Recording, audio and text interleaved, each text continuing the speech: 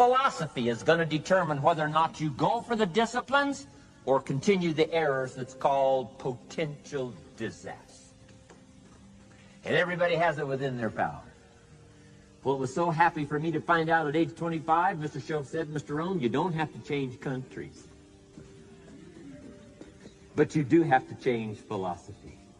And if you'll change philosophy, not country, you can turn around your income, you can turn around your bank account, you can turn around your skills, you can become capable, powerful, sophisticated, healthy, influential, all the other equities that you could possibly want out of your life, using the only stuff there is and not trying to change any of this stuff. Appreciate all of this stuff with all of its ups and downs, with all of its mystery of why it works and sometimes it doesn't work. Don't challenge this. You don't have to ask for another planet. You don't have to ask for another country. Just ask for another book. Ask for another seminar. Ask for another idea. And you can start this whole process of personal life change. Philosophy. To form our philosophy, you got to think. You got to use your mind. You got to process ideas. And this whole process over a lifetime, starting way back here when we were children, schools that we've attended, our parents, our experiences, all this stuff that we've processed by the thinking process helps to develop our philosophy.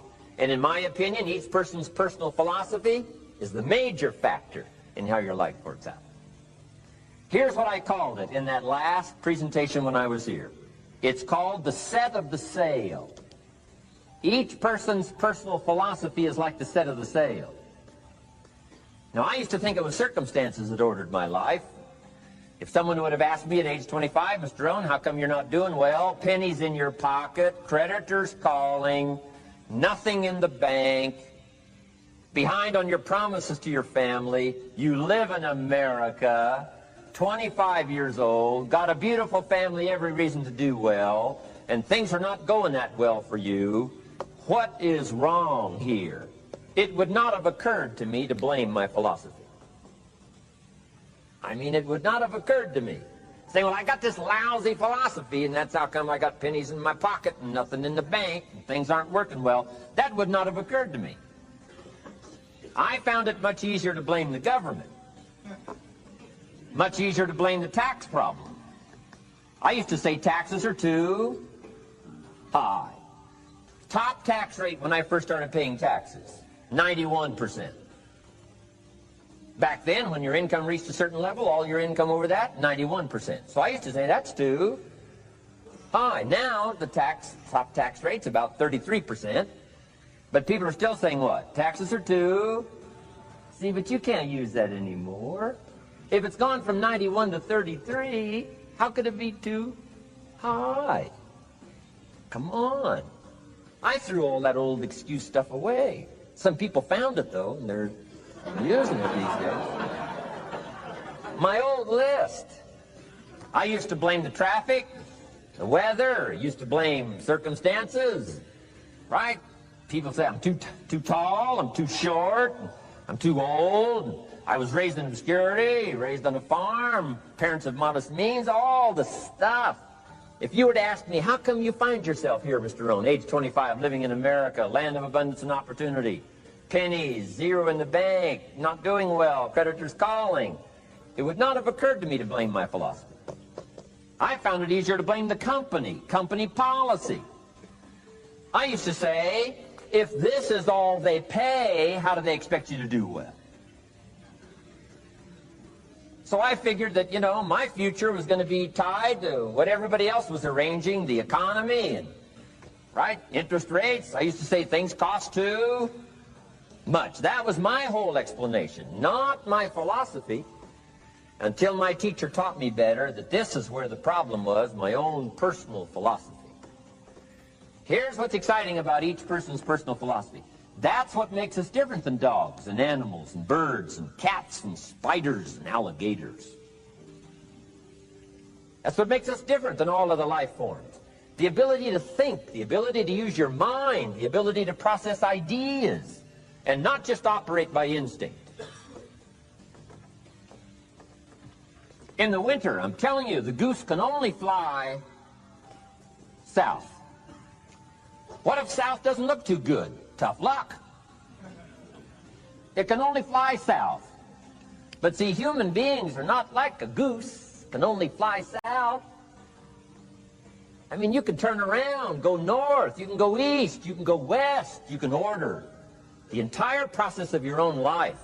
And we do that by the way we think. We do that by exercising our mind. We do that by processing ideas and come up with a better philosophy, a better strategy for our life, goals for the future, okay? Plans to achieve those goals. All this comes from developing our philosophy. Philosophy helps us to process what's available. Well, when we get here, we got seed, and we got soil, and we got some rain, and we've got some what? Sunshine, and we've got some seasons, and what? The miracle of life. Now, the key is, what do you do with all this stuff? How do you turn all this stuff that's available here into equity and promise and lifestyle and dreams and future possibilities? All of this that's possible now with human beings, how do you take all this stuff and turn it into this equities and values? Well, it starts with philosophy. What is the seed? What is the soil? What is the sunshine? What is the rain? Is it possible to take some of each of all the stuff that's available and turn it into food and turn it into value and turn it into nourishment, and turn it into something spectacular and unique that no other life form can do? And the answer is yes. But you cannot deal with all this stuff and what to do with it unless you start refining your philosophy. Think, use your mind, come up with ideas, and strengthen your philosophy. So the seed and the soil and the rain and the sunshine, this is called, you know, the economy and the banks and the money and the schools and everything that's available out there, processing information, what to do with all that, and turn it into equity and value. That is the major challenge of life, my personal opinion. So each person's personal philosophy now is going to determine what you're going to do with seed and soil and sunshine and rain and miracle, the change of seasons. That's it. My personal opinion. Each person's personal philosophy is like the set of the sail. That's what this seminar is for today. Help you to trim a better sail. You don't need a better economy. You don't need better seed and soil. In fact, when it comes to seed and soil and rain and sunshine and seasons and the miracle of life, that's all you got. Now, what if you blame this stuff? Then you're blaming all you got. If you blame the economy, and you blame the schools, and you blame the teachers, and you blame the sermons and the preachers, and you blame, you know, the marketplace, and you blame the company and company policy, what else is there? When some people get through with their blame list, there isn't nothing else. That's all there is. And if you blame the only thing you've got to work with, I'm telling you, it's called mistake colossal. In not understanding that that's all you've got to work with. And if this is all you've got to work with, then you don't change the seed, and you don't change the soil, and you don't change the rain, and you don't change the sunshine. You don't change the seasons, right? Guy says, I'll take 3 springs, 4 summers, 9 falls, no winters. No, you can't fool with this stuff. You got to take it like it comes. Then what do you change to make your life work well? You got to start with your philosophy. Guess what I had to do at age 25 in order to change my own future? I had to change my mind. I had to change my thinking. I had to change my philosophy. I was messed up on what was causing my problem. And once I got that straightened out, that all the stuff I blamed, the government and taxes and the marketplace and the economy and things cost too much, negative relatives, cynical neighbors, once I got rid of that and started going for where the real problem was, which was me, I'm telling you, my life exploded into change. My bank account changed immediately. My income changed immediately. My whole life took on a whole new look and color immediately. And the early results I got from making these philosophical changes tasted so good, I've never stopped the process from that day until this. And I'm telling you, with a little consideration of the refinement of your sail, by setting a better sail, refining your philosophy, your whole life can start to change from today on. You don't have to wait till tomorrow. You don't have to wait till next month. You don't have to wait till spring. You can start this whole process immediately. I recommend it. Now, some people do so little thinking, they don't even have their sail up. I mean, you can imagine where they're going to wind up at the end of this week, at the end of this month, at the end of this year. Now's the chance to change, process all this information. So number one is philosophy.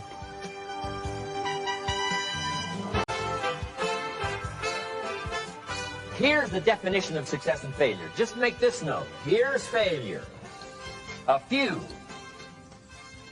errors in judgment, repeated every day. Now, you can automatically assume, Mr. Rohn, I say, I can understand that. A few errors in judgment repeated every day. For 6 years?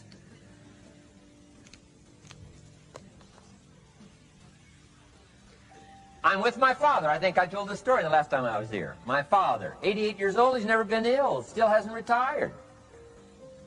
Not long ago, midnight, we're getting ready to go to bed. We've drilled a new well, got some extra water, got some more acres going. He's all excited. At midnight, we're getting ready to go to bed. My father's eating what he calls his midnight snack. A little bite to eat before you go to bed. Don't have to go to bed hungry. And I'm watching him eat this midnight snack. Guess what he had? An apple, a few graham crackers, and a glass of grapefruit juice. I said, no wonder my father's so healthy. My mom taught us all those good health practices. Taught me when I'm growing up, right? I'm an only child. I've never been ill. Passed the big 5-0 some time ago. My 2 daughters, 32, 33, never been ill. My grandkids, never been ill. I'm telling you, the legacy lingers on. As I watched my father have this midnight snack, suddenly occurred to me. I know that's part of it. An apple, what? A day. That's gotten to Dallas-Fort Worth, right? An apple. An apple a day keeps the doctor away. Good question for this intelligent audience. What if that's true? You say, well, Mr. Rohn, if that's true, that would be easy to do. Then what's the problem? It's easy not to do. It's easy not to adopt it as your own personal philosophy. Or the guy messed up the saying. Guy says a Hershey bar a day. Say, no. No. You've been watching too much television. It is not Hershey bar. You got to be smarter in philosophy than to fall for the Hershey bar a day when it's an apple a day. You've got to be smarter than that. And if you make that kind of an error in judgment every day for 6 years, I'm telling you, it'll accumulate into disaster. Sometimes the first year you say, well, you know, I'm so healthy now, what difference is it going to make? You've got to be smarter than that. Just because disaster doesn't fall on us at the end of the first day doesn't mean disaster isn't coming. You've got to be so smart that you look down the road and say, will the errors in my present judgment of philosophy, what's that going to cost me in 1 year, 6 years, 1 month, 6 months? I'm telling you, the money cost and the health cost and the success cost is too gigantic if you'll look down the road a little ways and say, are there errors in my current judgment like an apple versus a Hershey bar? Is that just a good illustration of some of the rest of my errors in judgment? If it is, that's where I found myself at age 25. I started working when I was 19. I met my teacher who helped turn my life around when I was 25. That's 6 years. At the end of the first 6 years of my economic life, I've got pennies in my pocket. I've got nothing in the bank. The creditors are calling saying, hey, you told us the check was in the mail. I'm embarrassed. I'm behind on my promises. I live in America. I'm 25-year-old American male. I got a nice family, every reason to do well. And I'm messed up. Now, what's messed up? I used to think it was the community that was messed up, and the country was messed up, and the government was messed up. If those Democrats ever get in the White House, that'll really mess things up. If the Republicans stay in power, that'll really mess things up. The economy was messed up. Interest rates are messed up. I thought all this stuff was messed up. Then I found out that's not what was messed up. I was criticizing the only thing I had to work with. What was really messed up was my own personal philosophy. My own errors in judgment in my own personal philosophy brought me in 6 years to pennies in my pocket, nothing in the bank, and trying to explain why I wasn't doing well living in America. A 25-year-old American male, got a family, every reason to do well. Now, once I understood this, here's the formula for failure: errors in judgment, being lax about developing your own personal philosophy. I'm telling you, it's called accumulated disaster. It doesn't matter whether it's your health or your bank account. Guy's got an empty bank account, probably has high cholesterol. Why? Over the last 6 years, he never paid attention to either one. And it doesn't matter whether it's a dollar, or whether it's your money, or whether it's your cholesterol count. All you got to do is commit the errors, and just because disaster doesn't fall on you at the end of the first day that you don't eat an apple. You say, well, I didn't eat an apple today, and tonight I'm not ill. Well, you got to be brighter than that. Someday you got to leave first grade. The reason we make those first grade desks so small so they won't fit at age 25. I mean, right? You don't belong here anymore. Come on. Now let me give you the secret to success. The formula for failure: a few errors in judgment repeated every day for 1 month starts the weakness, starts the disaster process. You can imagine what happens in 6 years. Now here's the formula for success: a few simple disciplines practiced every day. And you've started a whole new process called a whole new life. A few simple disciplines practiced every day. And if you decide today to go for the apple instead of the Hershey bar, I'm telling you, you have begun the process of turning your life around.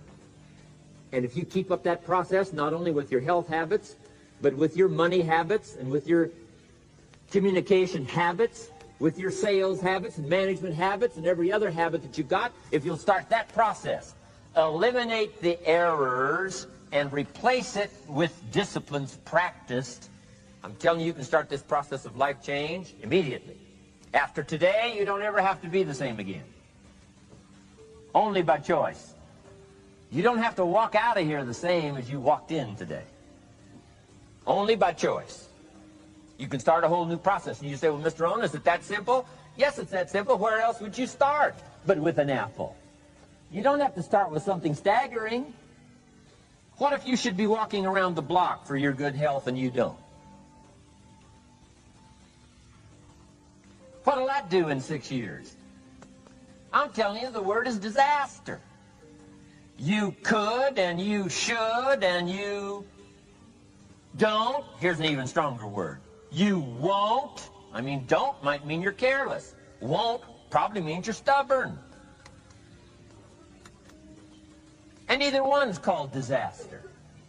Could, should, don't.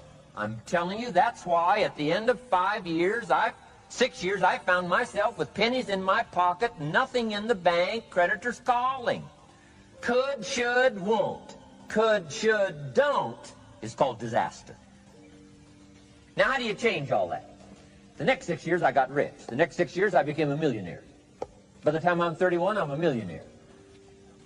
How about that? You say, well, Mr. Rohn, what happened?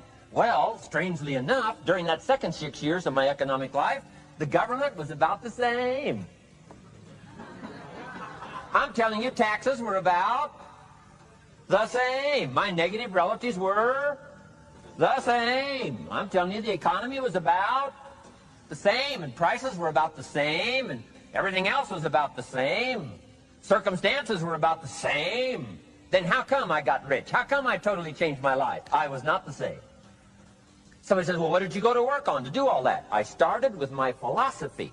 I started amending my errors by doing some better thinking, changing my mind, coming up with ideas that I didn't have before I met my teacher.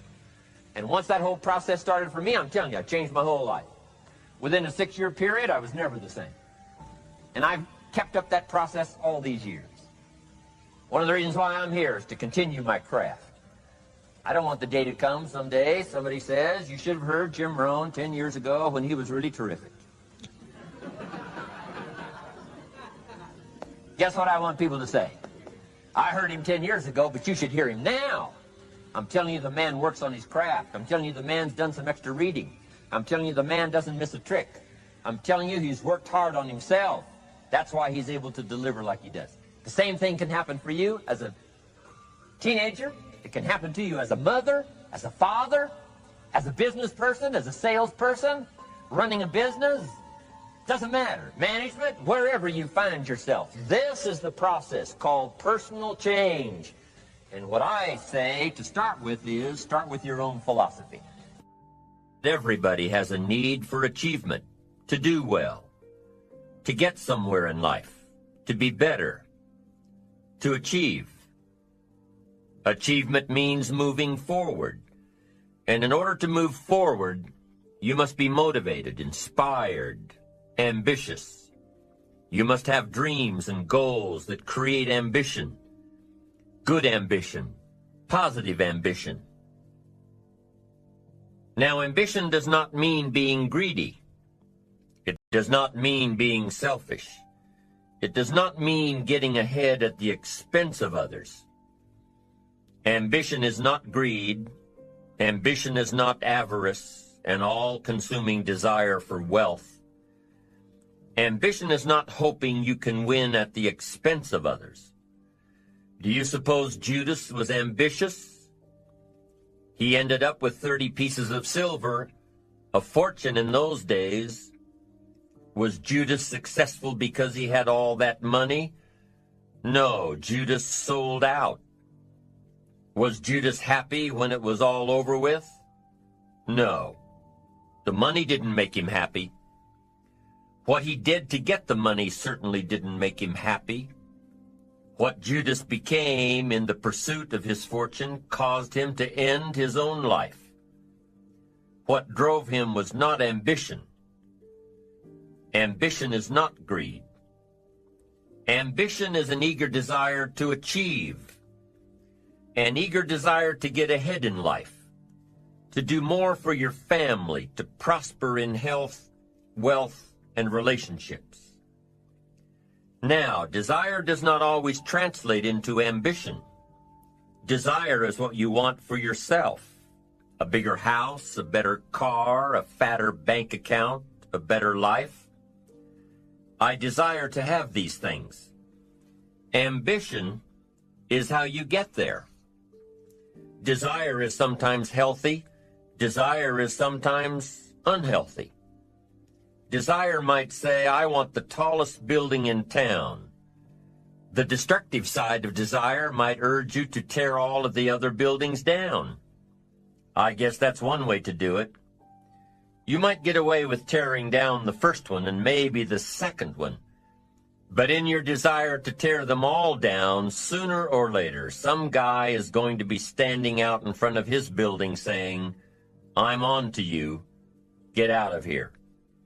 And pretty soon you're no longer known as a builder. You're known as a destroyer. Now, the second way to have the tallest building in town is to see it, dream it, and plan it, and put your team on it, work on it. Go through all of the steps to get there. Do it right. Have the ambition to be the owner of the tallest building in town. And go through all of the right steps to get there. If you really want it, and have the skills to do it, and the patience to weather all of the storms, your ambition will lead you there. Having the ambition to do what it takes to get you where you want to go is good. Ambition is creative and constructive. Ambition is an expression. It's something inside of you want to express in a positive way. I'm sure you have dreams of accomplishing great things. Are you ambitious enough to realize these dreams? Are your dreams strong enough to pull you toward your future? Are they vivid enough to see the end result now? Are they worthy of doing until you get there? What are your reasons for creating these dreams? Reasons vary from person to person. I bet if you did a little soul searching, you could come up with a fairly strong list. The list of reasons. Why is it so important to achieve these dreams? What are you trying to express?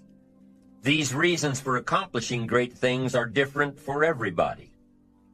There are personal reasons, sometimes uniquely personal reasons. Some people do well for the recognition. Some people do well because of the way it makes them feel. They love the feeling of being a winner. And that is one of the best reasons. Once in a while I hear someone say, if I had $1 million, I'd never work another day in my life. Hey, that's probably why the good Lord sees to it that he doesn't get his million, because he would just quit. Family is another reason, a motivator for doing well. Some people do extremely well because of other people. And that's a powerful reason. Sometimes we will do something for someone else that we would not do for ourselves. I know a lady who was getting back on track from financial disaster. Even though she didn't have much of anything left, her primary motivator was to keep her daughter in private school, an expensive one of the best in the country. Although her goal was to financially surpass where she was before her economic fall, her main reason to work all of those extra hours was to give her little girl the best possible education. As you can well imagine, wanting to do something for someone else led her to all sorts of other accomplishments as well. How fortunate are the people who find themselves greatly affected by someone else? It's powerful. What has you getting up early, hitting it hard all day, and staying up late? What has you inspired? What are your reasons for doing well? What's at the core of your quest? What is the power behind your ambition? To a lot of people, ambition is kind of a mystery. The dictionary says it's an eager desire for distinction, power, or fame. But what does that really mean? Well, let's start with the word eager. All by itself, eager is kind of exciting. Kids are eager for their birthday parties. They expect to be the center of attention, get lots of presents, eat too much. I guess grown-ups are eager for birthdays too. Unless, of course, they're embarrassed that the number of candles on the cake outnumber their achievements. But we can be eager to see a ball game, eager to see our kids in a dance recital, eager to see an old friend, eager to shop for a new car. Eager sounds like a lot of fun. But do you ever hear people say they are eager to live a better life, eager to have a better family, eager to make a lot of money? Probably not. And that's a problem. Because how I see it, living a better life, having a better family, and making a lot of money takes an eager desire. We have the remarkable ability to get exactly what we must have. But there is a difference between wishes and desires. We've all heard people say, "Oh, I wish I could just drop 5 pounds. I want to be a little lighter." And we've probably said it ourselves, especially after a big holiday dinner of turkey and homemade pie. and every other thing we can possibly stuff ourselves with in one 8-hour period of time.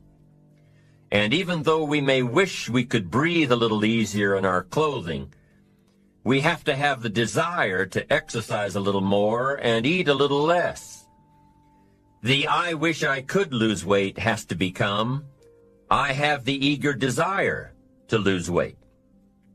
I'm also sure you've heard people talk about wishing they had more money to pay the bills, or take a vacation, or just to take a little pressure off of life. But before their lifestyle can change, their wish needs to become a desire. If they really desired change, they wouldn't spend their evenings just watching TV and wishing they were doing something more. The backbone of an eager desire to change is discipline. True ambition is disciplined, eager desire. It's that little part within us that says, if I want to be ready for that meeting tomorrow, I need to finish preparing for it today. If I want to make sure I can pay for my kids' college education, I need to start saving today. If I want a better life tomorrow, I need to start working on it today. Ambition is a minute-by-minute, day-by-day mentality. To have the ambition to work towards a better family life, a newer car, a bigger house, a financially secure future, you have to live it every moment.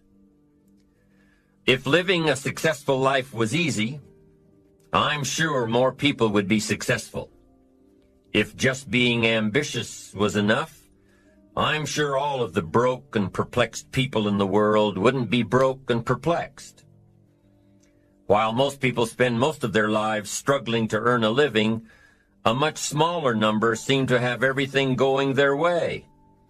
Instead of just earning a living, the smaller group is busily working at building and enjoying a fortune. Everything just seems to work out for them. And here sits the much larger group, wondering in awe on how life can be so unfair, complicated, and unjust. So what's the major difference between the little group with so much and the larger group with so little? Despite all the factors that affect our lives, like the kind of parents we have, the schools we attended, the part of the country we grew up in, none has as much potential power for doing good as the ability to dream.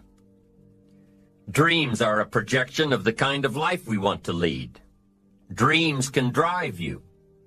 Dreams can make you skip over obstacles. When we allow our dreams to pull us, they unleash a creative force that can overpower everything in our way. To unleash this power, though, your dreams must be well defined. A fuzzy future has little pull power. Well-defined dreams are not fuzzy. Wishes are fuzzy. To really achieve your dreams, to really have your future plans pull you, your dreams must be vivid. If you've ever hiked a 14,000-foot peak in the Rocky Mountains, one thought has surely come to mind. How did the settlers of this country do it?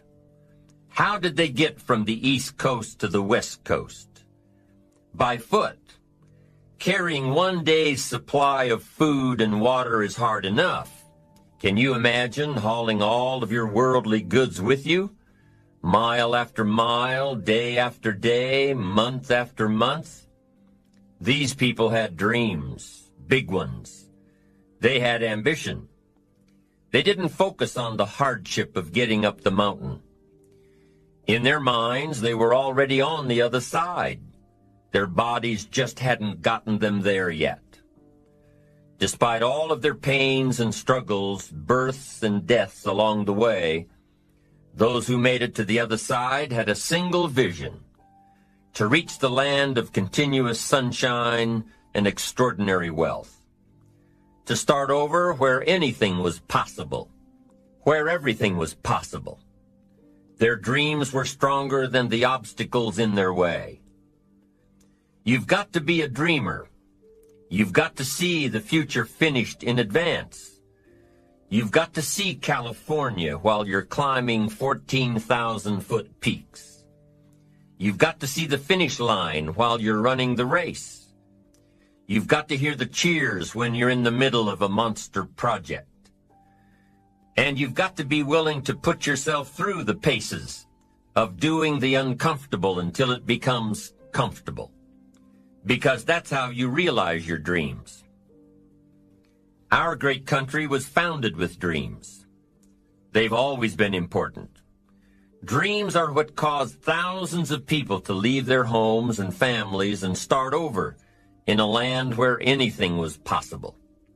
To this day, dreams continue to bring people to our land of opportunity, to a country where you can start with little and end up with a lot, to America. Don't you sometimes wonder why so many immigrants who come to America can build a new life and a fortune while many of the people who were born here are barely surviving? They have a dream, a defined goal, ambition.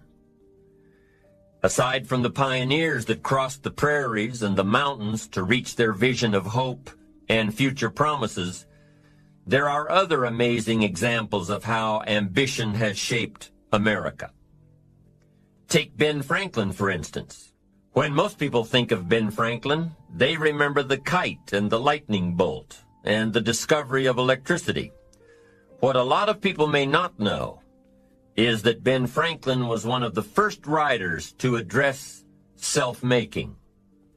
When Franklin started Poor Richard's Almanac in 1732, he used the blank spaces between the crop data and the weather information to insert clever bits of moral and practical advice. I'm sure you've heard the saying, fish and company start to stink in 3 days. Well, that was one of hundreds of Ben Franklin's comments on life.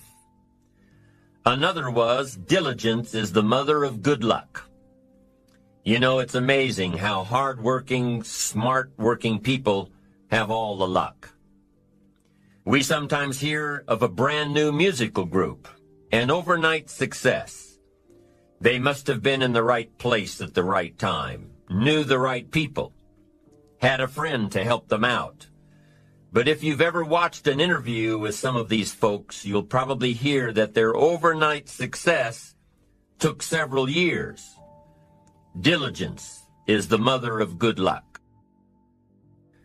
Now, in addition to these witticisms, Ben Franklin gave us 3 principles of success and ambition that have withstood the test of time. Number 1, happiness doesn't come from big pieces of great success, but from small advantages hammered out day by day. What Mr. Franklin is saying here is that we must be happy with what we've got